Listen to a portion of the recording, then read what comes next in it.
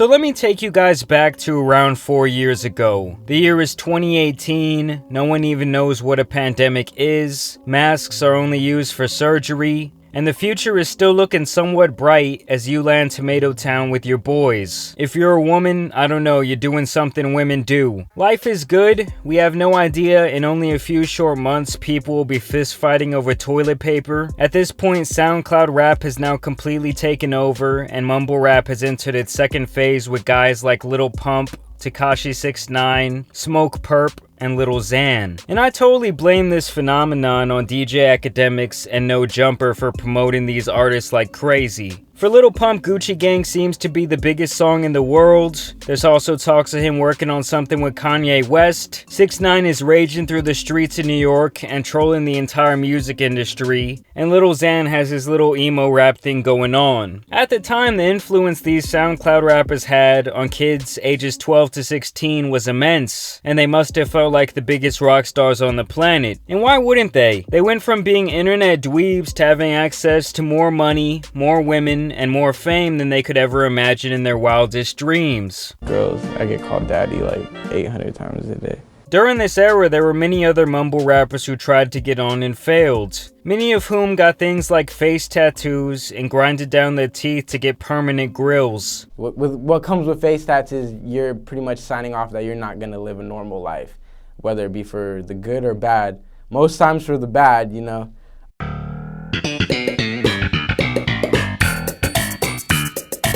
Who remembers that guy Kid Buu? That dude lasted a whole 12 seconds. I'm pretty sure the Island Boys were around at that time, but only now have we come full circle with them and their viral TikTok moment. And with this quick rise to success that many artists had back then, there was always the issue of an even quicker burnout. Because the quicker something goes up, the faster it tends to come down. Some artists manage to strike lightning in a bottle and make a career out of 15 seconds, but for the majority of artists today, any sort of longevity in the mainstream is damn near unheard of, and only a select few talented artists make it happen. I mean, even lasting 5 years in the music game at this point is impressive. That's why despite what you may think about Drake, you have to applaud him for staying on top of the game for the last decade or so. It's hard to have one hit, and he has well over 100 over a sustained period of time. On the other hand, when you look at Tekashi, Lil Pump, and Lil Xan in 2022, it's safe to say their careers are not going the way they would have told you they would have gone 4 years back. You know, back when they thought they were king shit. This idiot was running around calling himself the king of New York. This dumbass was saying fuck J. Cole and disrespecting other hip-hop legends. This clown went to the hospital for eating hot Cheetos. Today, Lil Pump is showing his pump online for quick cash. Tekashi is irrelevant, and the most notable thing he's done all year was hang out with the Nelk Boys. And Lil Xan is now going out sad as well. Out of the three of them, he has to be the brokest. He only ever really had one big song that pales in comparison to the hits and influence Lil Pump and Tekashi had a couple years back. And let's put Xan under a microscope today, because I've never really talked about him on this channel, and recently he brought some serious allegations to the light against his former manager, basically saying that he enabled his longtime drug addiction and was instrumental in ruining his career and a lot of ways his life. His manager is former rapper Stack Quo, who was trying to help him navigate his career while he was addicted to different substances. And my manager was supplying me with the drugs. He knew all my plugs, so if I couldn't perform because I was withdrawing back then, you know, he would call, make calls, send $5,000 out here, $5,000 out here, just to ship the drugs to wherever we're at in the world, Switzerland or anywhere in America. And he's gonna act like he didn't do that, like a fucking hypocrite.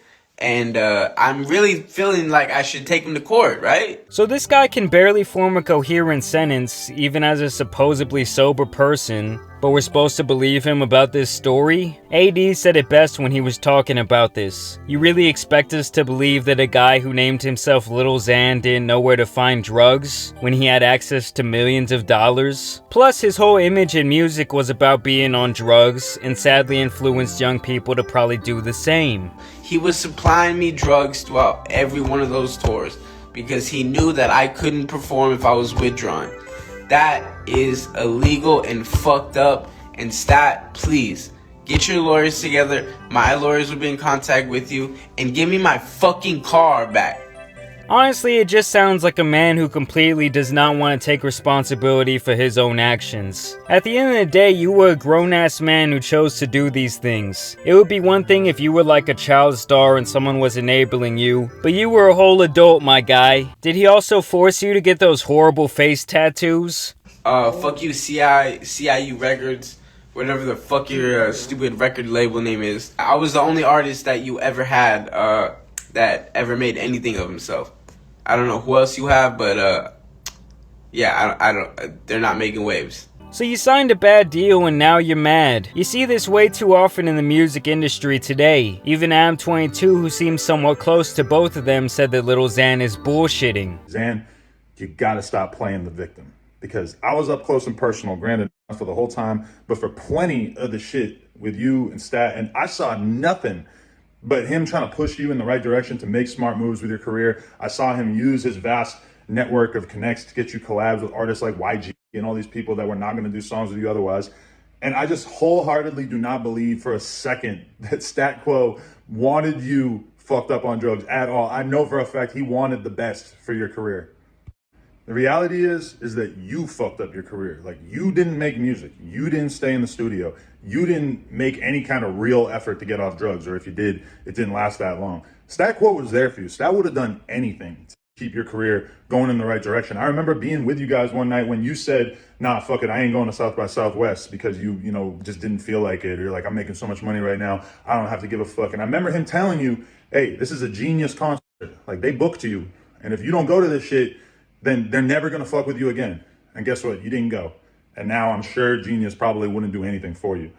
You got to be real with yourself. You got to stop playing the victim because this shit is not cool. Now you're dragging a good dude's name through the mud. He doesn't deserve that. Wow, it's a wonder why his career did not last longer. If there's one thing I can't stand is people that don't own up to their own bullshit. You had an opportunity only 0.0001% of people will ever have, and you fumbled it. Now as you spiral downward into irrelevancy, you want to blame someone else for your problems, and even sue them in an attempt to destroy their reputation. Either way, it's safe to say that SoundCloud rappers are on their last leg. You guys are so fucking stupid. Like, no, like, he wasn't forcing me to fucking do it. Like, Jesus Christ. Can you guys think for your fucking selves? He took my car and he won't give it back to me until I pay the remaining $30,000, which I think is wrong. And he also lied about me being a co-signer on the car, when actually it's just his name on the car and me paying the money for basically his car. So he also fucked up in buying a car in someone else's name. These guys were backing him 100%, but the manager backed off their relationship because this guy was unstable, unreliable, and quite frankly, it sounds like he was downright lazy and ungrateful for the many opportunities at his feet. You know, when the money stops coming in, these types of small labels really have no other choice but to look for their next cash cow. That's just business, and like I said, he failed to sign a good deal where he could get away. So I had to start paying for shit out of my own pocket, my own money for my own streams, my own advertisements and promos and stuff. Did he just admit to paying for streams? My own money for my own streams.